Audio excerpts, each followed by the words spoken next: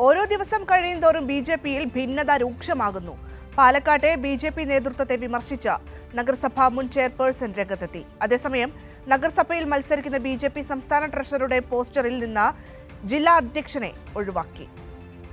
പാലക്കാട് നഗരസഭ മുൻ ചെയർപേഴ്സൺ പ്രമീള ശശിധരന് പിന്നാലെ ബി.ജെ.പി നേതൃത്വത്തെ വിമർശിച്ച് പ്രിയ അജയനും. നഗരസഭാ കൗൺസിൽ നടന്നപ്പോൾ സ്വന്തം പാർട്ടിക്കാർ ഇറങ്ങിപ്പോയെന്നും കാര്യങ്ങൾ ബി.ജെ.പി നേതൃത്വത്തെ അറിയിച്ചിട്ടും പരിഹരിച്ചില്ലെന്നും പ്രിയ അജയൻ.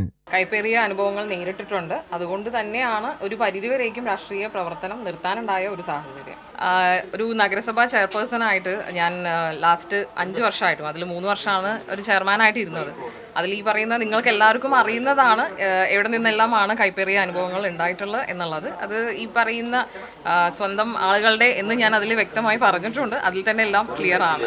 കറപ്റ്റഡ് ആണ് എന്നുള്ള നിലയ്ക്ക് ഞാൻ എഴുതിയ പോസ്റ്റിലും അതുപോലെ അല്ലാതെ മീഡിയയിൽ പ്രചരിച്ചിട്ടുള്ള മറ്റു പോസ്റ്റുകളിലും അത്തരം കാര്യങ്ങളെല്ലാം വന്നിട്ടുണ്ടായിരുന്നു.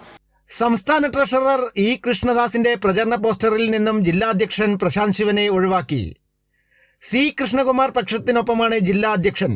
കൃഷ്ണകുമാർ വിരുദ്ധപക്ഷത്തെ കൃഷ്ണദാസിനും പി സ്മിതേഷിനും മാത്രമാണ് നഗരസഭയിൽ മത്സരിക്കാൻ സീറ്റ് ലഭിച്ചത്. അതേസമയം പാലക്കാട് ജില്ലയിൽ വിവിധ പഞ്ചായത്തിൽ ബി.ജെ.പിക്ക് സ്ഥാനാർത്ഥികൾ ഇല്ല. 11 പഞ്ചായത്തുകളിലായി 43 വാർഡുകളിലാണ് ബി.ജെ.പിക്ക് സ്ഥാനാർത്ഥികളില്ലാത്തത്. ചിറ്റൂർ തത്തമംഗലം നഗരസഭയിൽ 5 വാർഡുകളിലും ബി.ജെ.പിക്ക് സ്ഥാനാർത്ഥികളില്ല. സച്ചിൻ വള്ളിക്കാട്, കൈരളി ന്യൂസ്, പാലക്കാട്.